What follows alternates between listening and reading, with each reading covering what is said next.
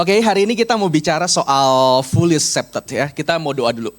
Tuhan berkati kami dan biarlah apapun yang akan kami pelajari hari ini boleh menolong kami untuk memiliki sebuah lensa, yaitu lensa Injil dalam hidup kami. Dan biarlah Tuhan apapun yang akan kami lakukan, kami kerjakan, kiranya sungguh Injil itu boleh mentransformasi hati kami terlebih dahulu. Karena kami tahu Tuhan, hati kami itu begitu licik, hati kami itu begitu menipu kami. Sehingga seringkali kami melakukan tindakan-tindakan di dalam hidup kami itu mengikuti apa kata hati kami, bukan apa kata Injil buat kami. Dan hari ini kami ingin belajar bersama-sama mengenai sebuah penerimaan. Dan biarlah penerimaan yang total, yang penuh itu hanya kami dapatkan dari apa kata Yesus buat kami, bukan dari apa kata orang tentang kami. Terima kasih ya Tuhan, demi nama Yesus kami berdoa, kami bersyukur, haleluya, amin. So teman-teman, hari ini kita mau bicara soal penerimaan yang betul-betul penuh, dan tentunya penerimaan yang penuh ini pasti berdasarkan kepada apa yang Yesus kerjakan buat kita. Tapi saya percaya betul ini seringkali menjadi sebuah template aja buat hidup kita gitu. Kita tahu bahwa penerimaan itu tentang Yesus untuk kita. Apa yang Yesus lakukan untuk kita, itu jadi sebuah penerimaan terbesar kita. Tapi gini ya, seringkali di dalam kehidupan kita, kalau kita mau jujur dalam hati kita yang terdalam, untuk mempraktekkan dan mengingat bahkan tentang hal itu, rasanya sangat sulit. Kenapa? Karena kita lebih banyak bertemu dengan apa yang dunia katakan tentang kita, daripada apa yang Alkitab temukan tentang kita, teman-teman. Dan ini menjadi sebuah tantangan yang besar buat kita. Dan hari ini, semoga apa yang kita pelajari hari ini, itu benar-benar bisa mengingatkan teman-teman terus, mengenai pentingnya untuk berpusat kepada Injil. Percayalah, kalau teman-teman gak berpusat, gak kembali lagi kepada Injil, kita itu akan didrive oleh dunia ini. Dan lama-lama kita cuma berpikir kita ini mirip kekristenan, tapi sebenarnya kita tidak menjalankan kehidupan kekristenan. Dan itu sangat berbahaya. Oke? Dan hari ini kita mau bicara dari perspektif penerimaan ini. Dan ada satu topik dan satu tokoh yang akan kita pelajari bersama-sama. Saya sengaja mengambil satu tokoh yang mungkin jarang sekali untuk kita omongin. Mungkin ada tapi di sekolah minggu ya. Tapi itu tentang Mephiboset. Teman-teman tahu Mephiboset siapa? Mephiboset itu anaknya siapa? Anaknya dari Yonatan, cucunya Saul ya, cucu Saul, anak Yonatan, dan dia adalah sahabat dari siapa? Dari Raja Daud, papanya, si Yonatan. Dan kita mau bicara dari perspektif Mephiboset ini. Kita buka dulu 2 Samuel 9, 1-13 teman-teman.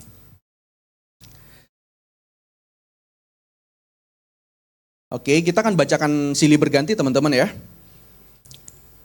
Saya akan bacakan ayat pertama, teman-teman ayat 2, nanti dibagikan seterusnya sampai ayat 13 ya. Kita baca cepat saja ayat ini. Oke, saya akan baca ayat pertama. Temanya adalah Daud dan Mephiboset. Oh ada, thank you ya. Berkatalah Daud, masih adakah orang yang tinggal dari keluarga Saul, maka aku akan menunjukkan kasihku kepadanya oleh karena Yonatan. Silakan teman-teman.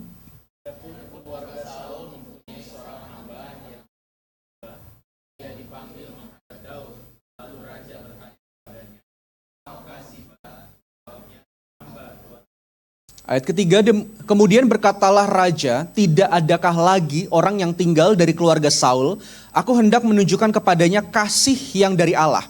Lalu berkatalah Ziba kepada raja, masih ada seorang anak laki-laki Yonatan yang cacat kakinya. Perhatikan ya, yang cacat kakinya. Silakan.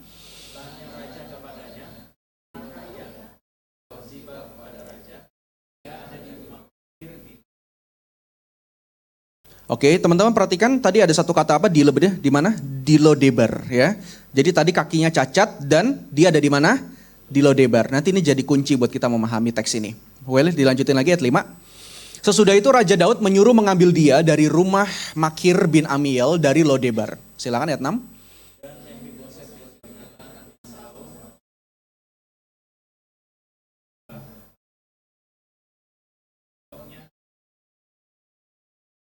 Ayat 7, kemudian berkatalah Daud kepadanya, janganlah takut sebab aku pasti akan menunjukkan kasihku kepadamu oleh karena Yonatan, ayahmu. Aku akan mengembalikan kepadamu segala ladang Saul nenekmu dan engkau akan tetap makan sehidangan dengan aku.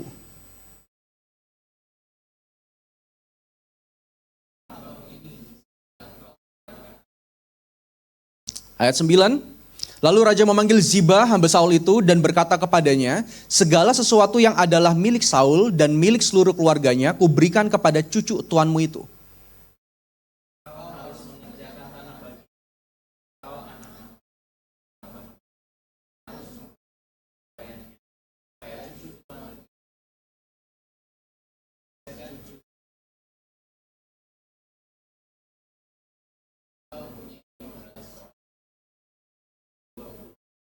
Ayat 11.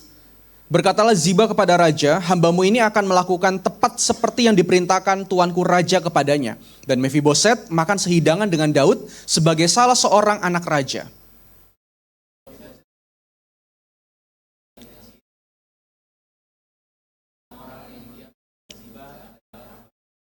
Sama-sama kita baca 13 terakhir ya. Demikianlah Mefiboset diam di Yerusalem, sebab ia tetap makan sehidangan dengan raja. Adapun kedua kakinya timpang. Diulangin sekali lagi apa? Kakinya timpang. Jadi Mefiboset ini adalah orang yang sebenarnya merupakan keturunan dari Raja Saul. Saul punya anak Yonatan, Yonatan punya keturunan yang namanya Mefiboset. Dan yang menarik adalah di dalam bagian ini, Mefiboset itu beda dengan orang-orang yang seperti biasanya. Kakinya itu dikatakan timpang dan dia itu diasingkan. Kenapa? Karena dia itu udah rasanya hidupnya itu gak punya makna lagi, gak punya keberhargaan lagi. Kenapa? Karena dia itu kakinya timpang dan nanti teman-teman akan lihat kenapa dia pergi ke satu tempat yang sangat jauh untuk menyendiri. Dan ini menjadi sebuah teks narasi yang menjadi kunci untuk kita melihat sebenarnya Mefiboset adalah gambaran dari setiap kita. Oke ya, jadi setiap kali kita ngomongin soal Mefiboset, ingat itu adalah cerminan dari siapa? Dari hidup kita. Teman-teman, yang pertama kita akan bicara soal identitas dari Mefiboset dulu. Kenapa? Karena identitas Mefiboset ini penting untuk kita lihat. Oke, identitas Mefiboset itu apa sih teman-teman? Siapa dia? Teks ini dimulai dari sebuah cerita di mana Daud itu mencari salah seorang keturunan dari Raja Saul kepada Ziba. Makanya Daud ngomong apa? Masih adakah seorang anak laki-laki Yonatan yang cacat kakinya? Jadi Ziba itu memberitahu kepada Daud, masih ada kok satu anak laki-laki tapi kakinya apa? Cacat. Dan dia tinggal di Lodebar. Teman-teman, identitas ini cukup sih untuk menunjukkan sebenarnya betapa luar biasanya teks ini memunculkan tokoh yang namanya Mefiboset sebagai cerminan dari kita. Manusia yang sebenarnya nggak ada apa-apanya. Manusia yang begitu haus mencari sebuah penerimaan. Manusia yang begitu merindukan orang itu mengakui dia. Orang yang benar-benar merindukan sebuah ucapan-ucapan terbaik dari orang lain untuk kita. Dan Mefiboset adalah tokoh yang luar biasa di dalam bagian ini. Sekalipun kakinya cacat, tapi yang saya ingin tekankan di dalam bagian ini ada hal yang lebih menarik. Yaitu adalah tentang Lodebar. Teman-teman mungkin ini sangat jarang buat teman-teman dengar ya. Kenapa? Karena Lodebar ini tuh punya sebuah hal yang indah di dalamnya. Teman-teman tahu Lodebar itu kota seperti apa? Lodebar itu adalah dua kata Ibrani yang berarti lo. Awalnya itu artinya apa? Tidak atau tanpa. Dan kata yang kedua itu dipakai adalah kata dabar atau debar. Artinya padang rumput atau artinya ada kata, pesan atau sesuatu yang berharga. Teman-teman kalau dicampur jadi satu ya, digabungkan, teman-teman tahu artinya kira-kira apa secara hurufiah? Berarti Lodebar itu adalah apa? Tidak ada padang rumput, oke? Berarti tidak ada apa lagi? Tidak ada kata, tidak ada pesan, tidak ada sesuatu yang berharga. Itu Lodebar, teman-teman. Emang kenapa Lodebar itu pada masa itu dipandang sebagai kota yang begitu mengenaskan? Jadi orang-orang pada konteks itu udah tahu. Orang yang tinggal di Lodebar adalah orang-orang buangan. Orang-orang yang sebenarnya gak punya harapan lagi. Karena nama dari Lodebar itu sendiri udah mencerminkan seperti apa isi orang-orang yang ada di kota itu. Kalau kita ngomong kota Jakarta, teman-teman langsung punya pikiran kan, oke, ini kota yang metropolitan ya, kota yang benar-benar modis dan lain sebagainya. Kalau teman-teman ingat satu desa yang kecil, teman-teman akan langsung kepikiran, oke, desa itu kayak gini identitasnya. Dan Lodebar, orang-orang pada masa itu tahu siapa yang tinggal di Lodebar. Itu adalah mereka yang sebenarnya tidak berharga. Dan kalau kita mau lebih jelas lagi dan lebih deep lagi, sebenarnya Lodebar itu dikenal sebagai tempat yang terasing. Jadi orang-orang yang diasingkan itu akan tinggal di Lodebar. Oke, dan Lodebar adalah tempat yang seperti apa? Tempat yang tanpa masa depan. Jadi orang-orang yang ada di sana itu nggak punya lagi masa depan. Tempat persembunyian, lalu tempat melarikan diri. Teman-teman tahu ya kenapa ini menjadi tempat melarikan diri? Ingat, karena Saul itu dikenal sebagai raja di pada akhir hidupnya, sebagai raja yang benar-benar apa ya? Raja yang menjadi kontras dengan Raja Daud. Dan akhirnya keturunan dari Saul biasanya itu adalah orang-orang yang bakal dicari-cari untuk dibunuh. Biasanya kalau ada satu raja yang terkenal jahat, biasanya keturunannya akan terus dicari sampai bawah untuk apa? Akan dibunuh. Mendingan keturunannya habis di masa itu, jadi nggak ada lagi sama sekali. Dan makanya ini menjadi salah satu alasan kenapa si Mephiboset melarikan diri ke Lodebar. Dan juga Lodebar menjadi tempat tanda kutuk sosial, tempat orang-orang yang dilupakan. Teman-teman lihat ya, Mephiboset duduk diam di Lodebar karena kakinya cacat. Dia keturunan dari raja yang terhina dan secara politik Mephiboset merupakan ancaman dari kerajaan Daud. Karena dia adalah keturunan dari siapa? Raja sebelumnya. Teman-teman bisa membayangkan tempat yang seperti apa? Lodebar itu udah kakinya cacat, tinggal di tempat yang seperti itu. Maka dari itu teman-teman, dari bagian ini kita bisa memandang sebenarnya Mephiboset adalah gambaran dari kita yang merasa hidup sudah tidak ada artinya lagi. Teman-teman, kalau kita stop sampai titik ini, kita tuh seringkali hidup dalam Lodebar kita masing-masing loh. Sadar gak sih? Teman-teman mungkin saat ini merasa hidup teman-teman itu udah gak ada harapan lagi. Teman-teman ngelihat masa depan teman-teman kayaknya rasanya kok suram bener ya. Teman-teman mungkin mempertanyakan kenapa sih gue harus lahir dari keluarga yang seperti ini. Kenapa sih keluarga gue kayak gini dan akhirnya banyak orang juga yang ngomongin keluarga gue dan akhirnya berdampak sama gue. Teman-teman, saya melayani ada satu anak di satu gereja gue di Depok. Dia itu bener-bener rasanya kepahitan sekali dengan keluarganya. Karena dia merasa keluarganya itu sangat tidak bertanggung jawab kepada dia. Dia disuruh cari uang terus ya, dia ditekan terus sama papa mamanya, pokoknya harus cari uang dan lain sebagainya. Bahkan sorry, papa mamanya bisa dengan tega ngomong begini sama anaknya. Kalau kamu gak bisa cari uang, sorry ya dia perempuan, papa mamanya sampai bilang begini loh, kamu jual diri aja. Sampai begitu teman-teman. Betapa kepahitannya dia. Dan teman-teman tahu hidupnya gimana? Dia merasa hidupnya udah gak ada artinya lagi, udah gak ada maknanya. Kenapa? Karena orang yang paling dekat sama dia di keluarga itu pun bukan menjadi tempat yang teraman buat dia. Teman-teman, terkadang kita itu punya titik-titik di mana kita itu melihat diri kita itu begitu rendah, begitu tidak ada artinya lagi. Kita itu sering melihat tentang diri kita dari apa kata orang. Kita sering melihat kegagalan kita di masa lalu. Saya nggak tahu nih, beberapa banyak teman-teman di tempat ini yang mungkin pernah di-labeling sama orang di masa lalu karena engkau pernah gagal. Mungkin dulu teman-teman pernah ketangkep jadi begal, nggak ada di sini lah ya. Mungkin ya, kan ini kan live ya, mungkin ada nanti ya. Atau teman-teman merasa engkau dicap sama publik, sama keluarga.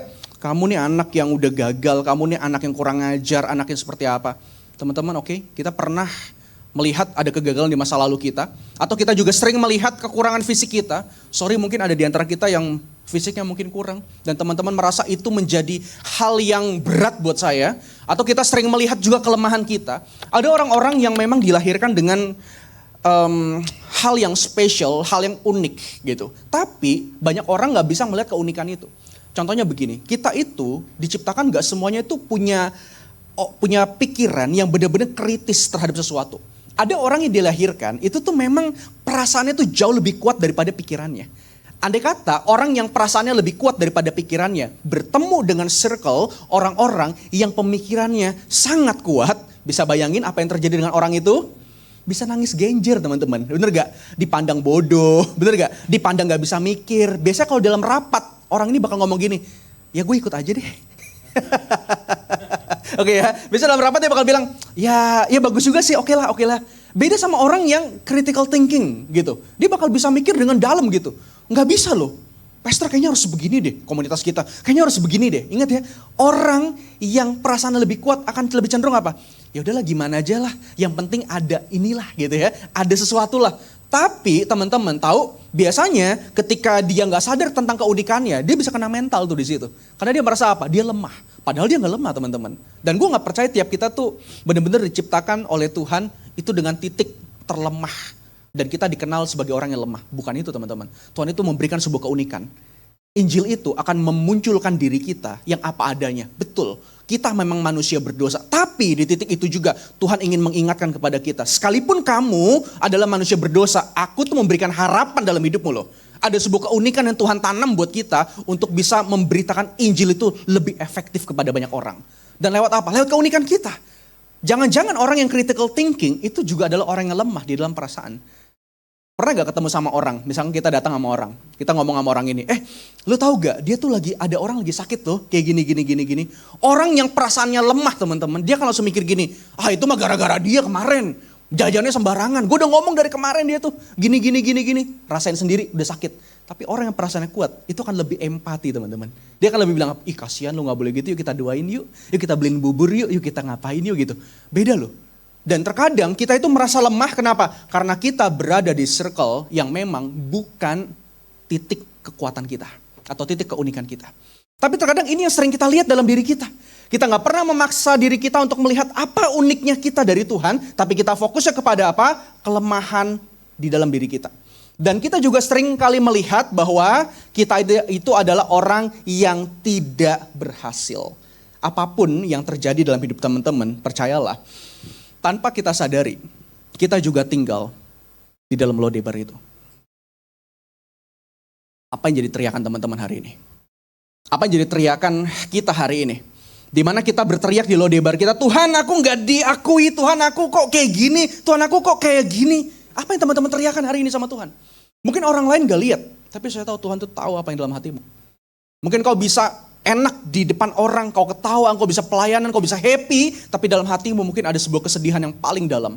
Dan saya kasih tahu, itu Lodebar engkau. Dan mungkin kau sedang duduk diam di Lodebar itu. Kau seperti Mephiboset yang kakinya cacat, kakinya timpang. Kau cuma bisa duduk diam dan menatap dengan penuh harap. Sebenarnya aku mau gimana nih hidupnya? Dan teman-teman merasa gak bisa ngapa-ngapain lagi, gak bisa berjalan jauh. Engkau seperti Mephiboset yang ada di Lodebar. Teman-teman tapi tahu gak? Ada satu hal yang indah yang saya temukan di dalam titik ini. Saya merasa teman-teman, sekalipun kita tahu bahwa kita mungkin ada di titik terendah kita, ada di Lodebar kita masing-masing. Kita mungkin punya satu titik di mana kita merasa kurang diterima, kurang dihargai. Teman-teman tahu gak sih? Sebenarnya Lodebar itu bukan hanya tempat tanpa pengharapan. Melainkan tempat yang diisi oleh orang, oleh teriakan hati akan sebuah pengharapan. Jadi satu sisi memang Lodebar itu adalah tempat di mana kelihatannya tanpa harapan. Cuma bisa duduk, diem, merana di situ. Tapi teman-teman tahu gak? Saya tuh orang yang paling gak percaya. Orang itu udah gak punya masa depan lagi. Saya orang yang paling gak percaya dengan sebuah kalimat, udahlah hidup gue udah gak ada apa-apanya lagi. Gue orang paling gak percaya dengan sebuah statement, udah gak ada orang yang bisa ngubah gue lagi. Gak ada.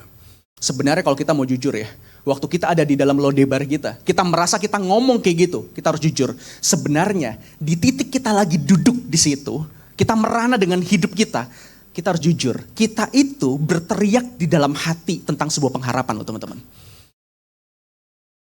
Waktu teman-teman merasa dirimu gak ada apa-apanya, coba jujur dalam hatimu. Engkau juga masih mengharapkan satu pengharapan bukan? Sekalipun itu kecil, sekalipun itu kelihatannya rasanya kok lebih besar masalah daripada pengharapan ya. Gue tetap percaya kok, masih ada pengharapan kok, betul gak sih? Masih ada titik di mana lu berteriak, lu benar-benar berteriak di dalam hati tentang sebuah pengharapan. Jika kita sedang berada di dalam posisi yang tanpa pengharapan, sebenarnya itu menyingkapkan isi hati kita yang terdalam. Bahwa kita sedang menantikan sebuah pengharapan. Tidak ada orang yang sebenarnya berkata, aku udah gak punya pengharapan lagi. Teman-teman tahu, karena di dalam hati orang yang terdalam, waktu dia ada di titik rasanya tanpa pengharapan, kita harus jujur, hati kita tuh selalu berteriak, pengharapan. Kenapa sih aku kayak gini? Kita tuh kayak mau melontarkan lagi sama Tuhan. Tuhan, lihat aku loh. Tuhan peduli gak sih sama aku? Tuhan tahu gak sih apa yang aku rasain? Teman-teman itu teriakan pengharapan sebenarnya. Gak ada satupun orang yang duduk diem di dalam Lodebar, lalu dia tunggu matinya aja, itu gak ada. Orang yang duduk dalam Lodebar adalah orang yang sebenarnya juga berteriak satu sisi dalam hatinya. Di mana pengharapan? Apa yang Tuhan bisa kerjakan buat saya? Apa yang sebenarnya aku bisa lakukan dalam hidupku ini? Jadi ada sebuah pengharapan di dalam itu semua. Nah sekarang yang jadi pertanyaannya adalah, waktu kita ada di titik terendah kita, di mana kita mungkin tidak diterima oleh banyak orang, ekspektasi kita tentang hidup kita itu gak tercapai. Teman-teman sebenarnya apa sih yang paling kita harapin? Kita stop dulu sampai sini. Kalau kita mau jawab dalam hati kita pribadi, lepas pribadi, sebenarnya apa yang paling kita harapkan? Kita perlu bertanya teman-teman, apa yang paling kita harapin? Jangan-jangan Tuhan itu sebenarnya sudah berulang kali menyatakan penyertaannya buat kita. Tapi kita nggak pernah sadar itu. Karena apa yang kita harapkan dengan apa yang Tuhan lakukan tuh beda, teman-teman. Jangan-jangan Tuhan itu udah melakukan semua hal buat kita, tapi kita itu enggak ngeh gitu. Dan kita selalu mengasihani diri kita. Tuhan, aku tuh kayak gini loh. Tuhan, aku tuh berat Tuhan. Tuhan, posisi aku kayak gini sampai orang-orang tuh ngomongin aku kayak gini. Gimana Tuhan? Mungkin Tuhan udah menjawab banyak buat hidupmu. Tapi karena ekspektasi kita dan harapan kita itu berbeda dengan Tuhan, makanya akhirnya miss di situ. Dan kita nggak kena gitu loh.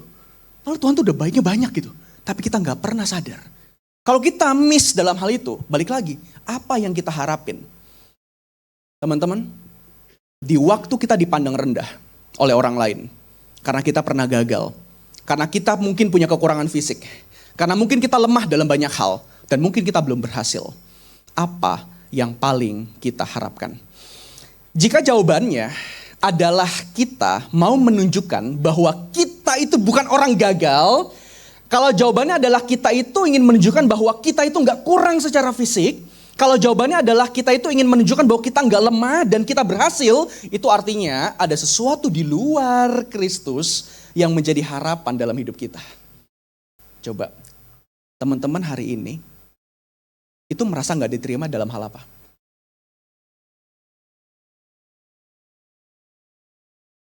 Atau kau pengen diterima dalam hal apa? Mungkin dengan keluargamu, oleh sahabatmu, oleh teman-teman gerejamu, oleh apa?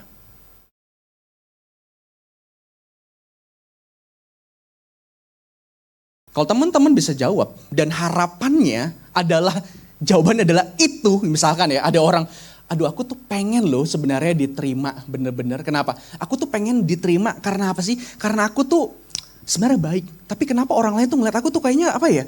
Sinis gitu ya. Kayak gini gitu. Kayak senggol bacok punya modelannya gitu kan. Aku tuh pengen dipandang baik gitu. Aku tuh sebenarnya baik loh. Baik banget gitu. Aku pengen kayak gitu. Tapi aku di-labelingnya kayak gitu. Teman-teman, kalau misalkan apa yang kamu harapin adalah kamu pengen dipandang baik sama orang lain ya. Jangan-jangan harapan itu menjadi sebuah harapan yang sebenarnya bukan menjadi jawaban Yesus buat kamu. Mungkin Tuhan itu memang sengaja ingin menunjukkan kepada kamu sebuah sisi yang mungkin kamu gak pernah lihat dari dirimu. Tapi orang lain itu lihat dari dirimu. Kita itu selalu pengen menampilkan versi terbaik dari diri kita, setuju gak? Sehingga akhirnya kita tuh seringkali menutupi hal-hal yang buruk dalam hidup kita. Hal-hal yang sebenarnya perlu dikoreksi dalam hidup kita. Tapi kita maksa gitu, kita tetap pengen nunjukin hal yang terbaik. Biar apa? Biar bisa dipandang, biar bisa dilihat, biar bisa diterima sama orang lain. Tapi mungkin dalam titik ini, Tuhan itu ingin mengikis hidup kita lebih dalam lagi. Tuhan itu pengen apa? Pengen tahu gitu loh. Bahwa kamu tuh juga sebenarnya punya kelemahan yang perlu diperangi. Nah, terkadang kita pengen nunjukin hal yang terbaik. Makanya sekarang pertanyaannya jelas banget. Sebenarnya apa yang paling kita harapin waktu kita berada di Lodebar kita masing-masing?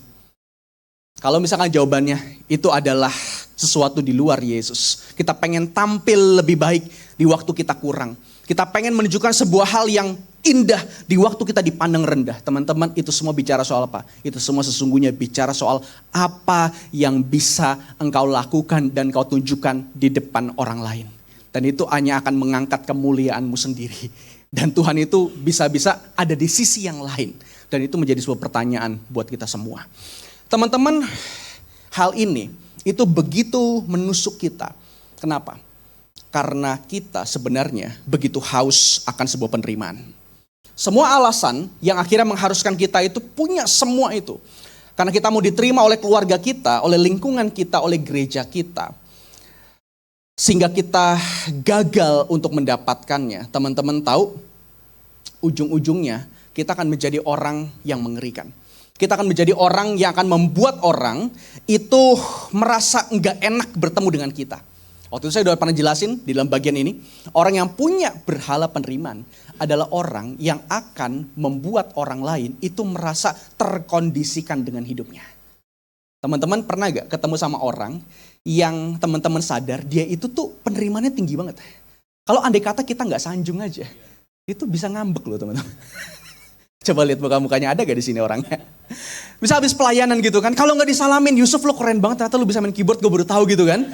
Dan lo bagus banget Yusuf hari ini. Andai kata Yusuf gak disalamin dan dia punya berhala penerimaannya tinggi, Yusuf bilang, gila ya gue gak dihargain di gereja ini. Asik gitu ya. Dan waktu orang-orang tahu, tapi satu sisi gitu, teman-teman juga mikir, kita tetap butuh Yusuf di gereja ini buat main musik gitu. Akhirnya lo jadi gak enak kan sama Yusuf kan? Akhirnya lo ngomong apa sama Yusuf? Habis pelayanan. Bagus. Padahal lo gak mau ngomong gitu, tapi lo tahu dia baper gitu loh. Si paling penerimaan. Akhirnya lo terkondisikan, bener gak sih? Bayangin ya, kita kalau menghadapi orang yang seperti itu, dan jangan-jangan kita adalah orang itu. Jadi semua acungan jempol dari orang buat kita, itu belum tentu kita baik justru. Jangan-jangan itu gara-gara dia tuh gak enak sama kita dan dia tahu kita bisa ngambek dengan hal itu. Teman-teman, John Piper itu pernah bilang begini, kita berpikir jika orang lain mengakui kita akan terlihat kuat dan bernilai.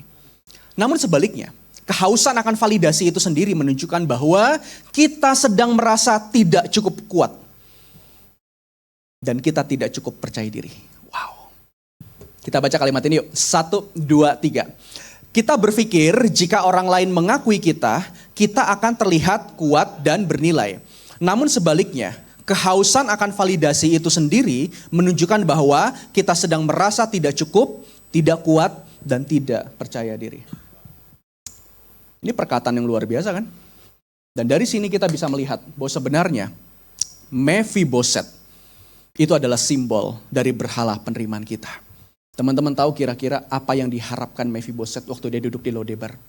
Sekalipun Alkitab tidak menuliskan bagian itu.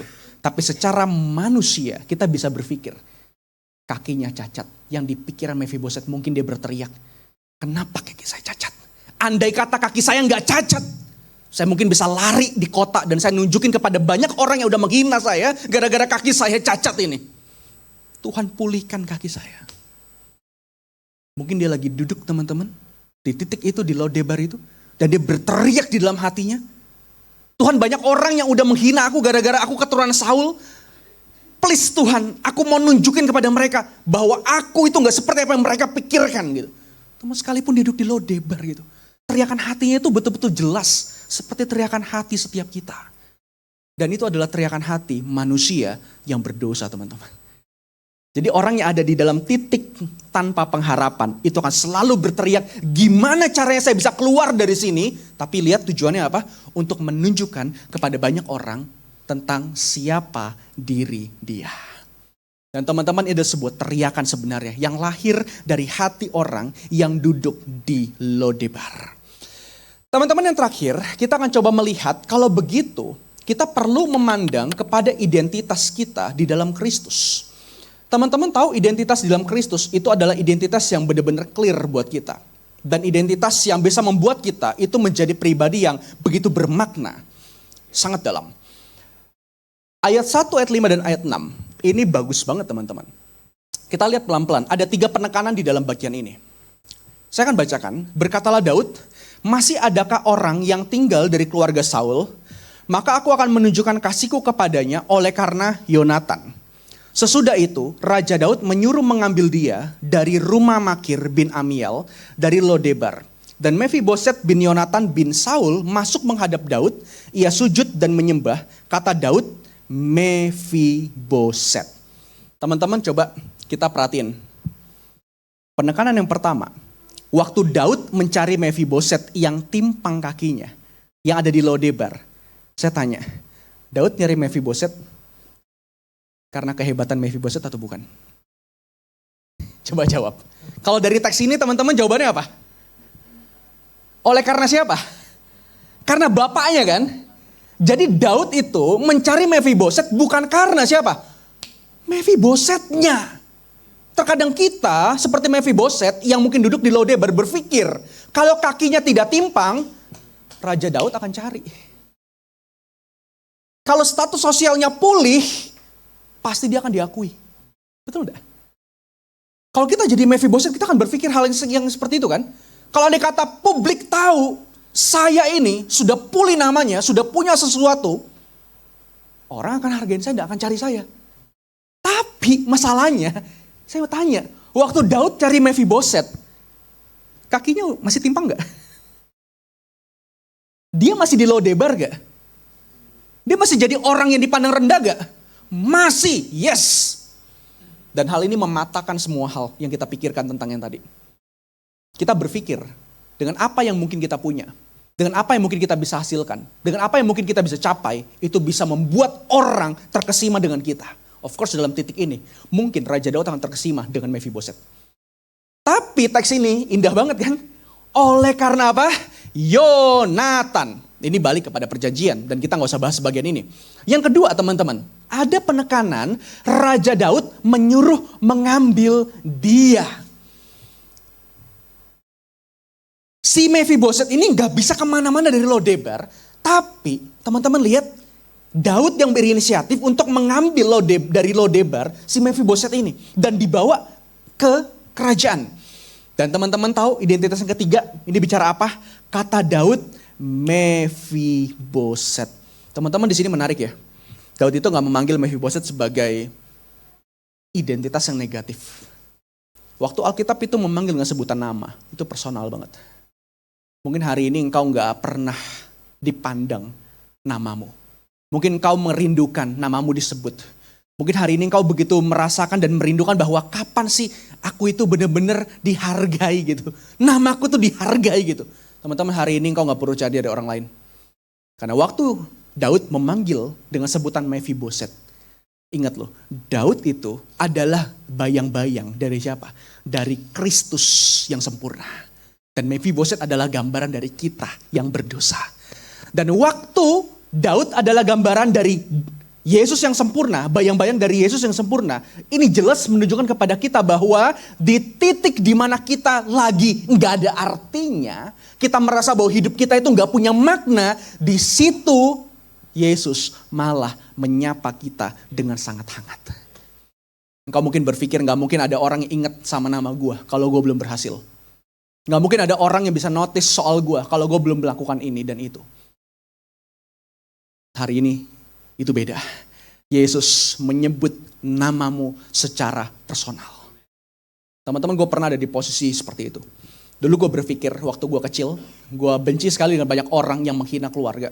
Tahun 98, kerusuhan Mei, itu bikin semua ekonomi anjlok di Indonesia khususnya, dari beberapa kota besar.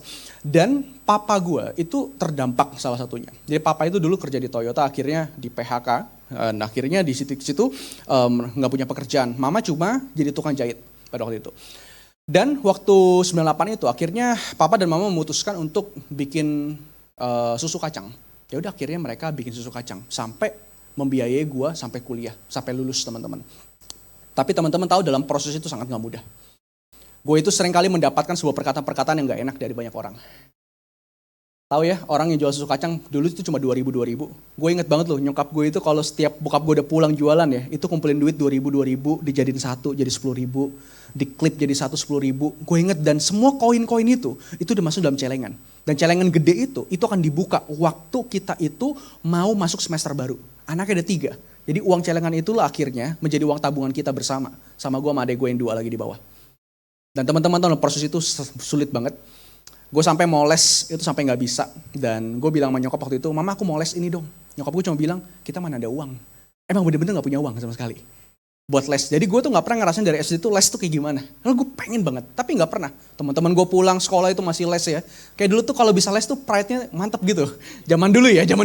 Pulang sekolah les tuh, les apa? Les bahasa Inggris. Les apa? Les sama guru wali kelas. Itu tuh pride-nya kayak, ih gila ya anak les tuh keren ya gitu loh.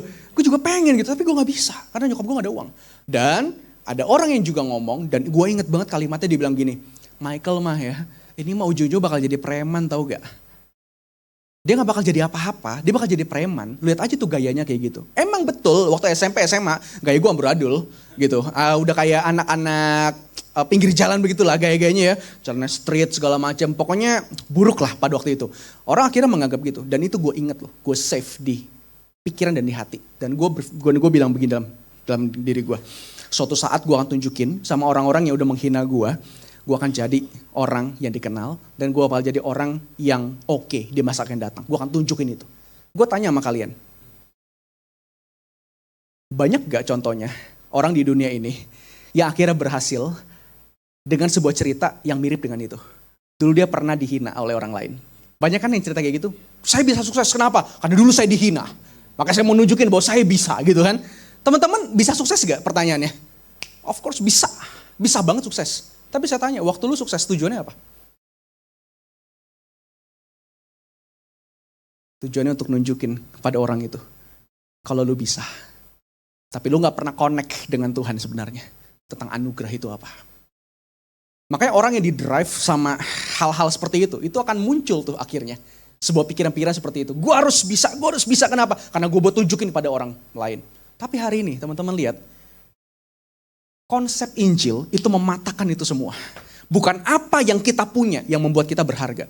Bukan apa yang kita bisa hasilkan yang membuat engkau diterima akhirnya. Mephiboset tetap menjadi Mephiboset. Tapi puji Tuhannya apa? Dia dicintai dan diterima oleh Daud, teman-teman. Dan Daud itu adalah gambaran dari siapa? Kristus yang sempurna. Dan dari bagian ini kita bisa lihat. Di saat orang lain tidak bisa menerima kita apa adanya, Kristus mencari, Kristus menghampiri. Dan dia menyapa kita yang lemah ini.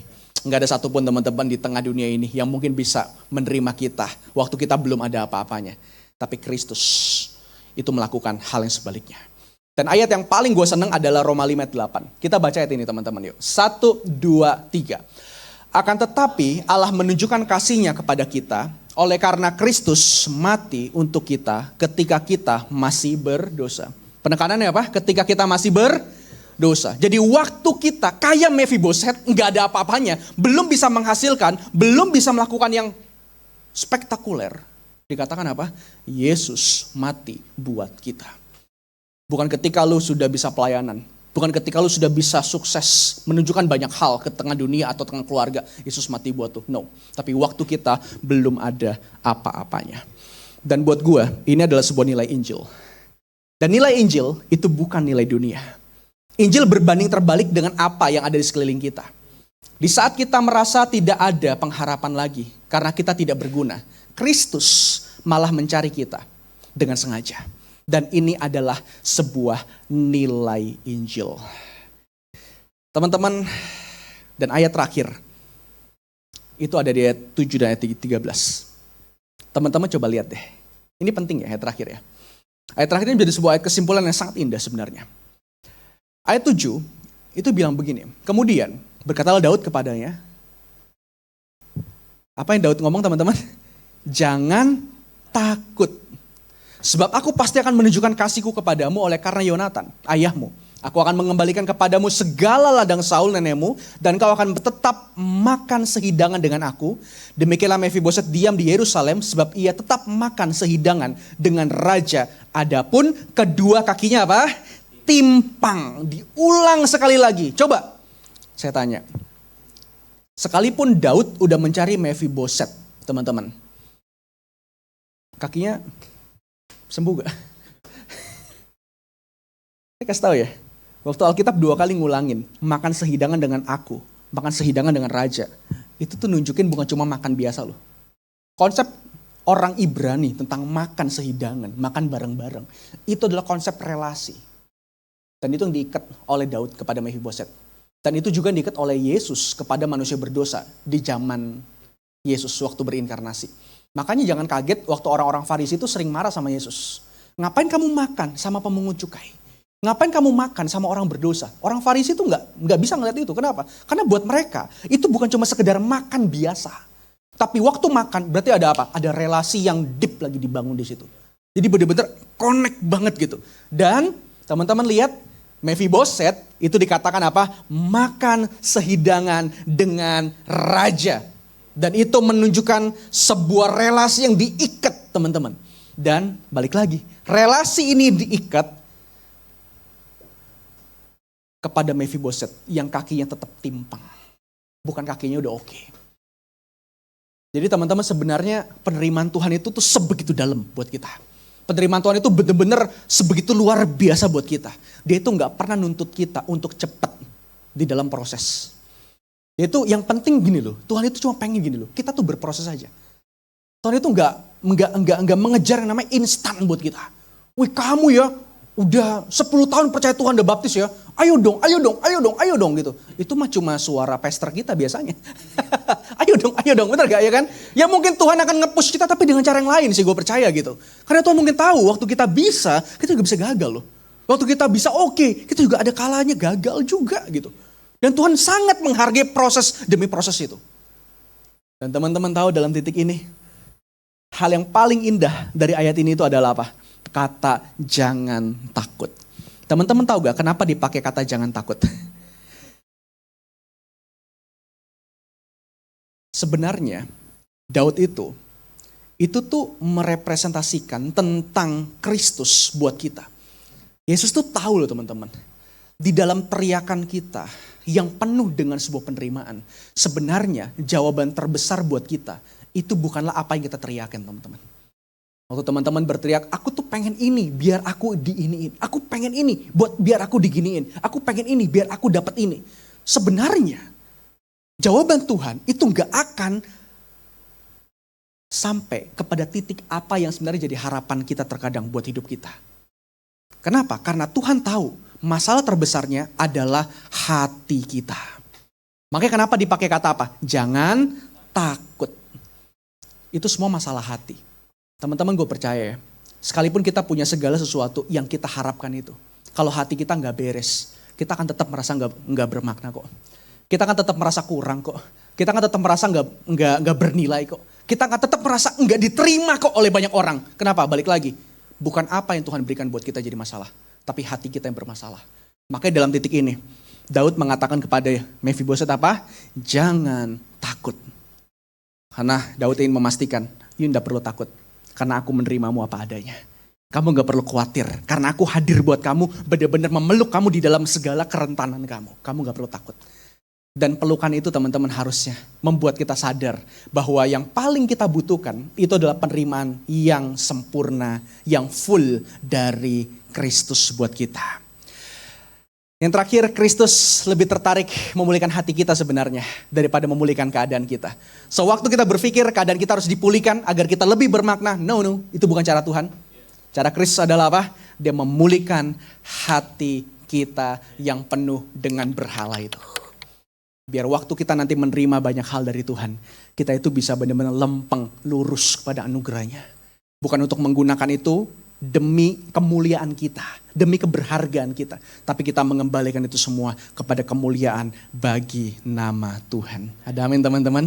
Yang setuju kasih tepuk tangan yang terbaik buat Tuhan kita.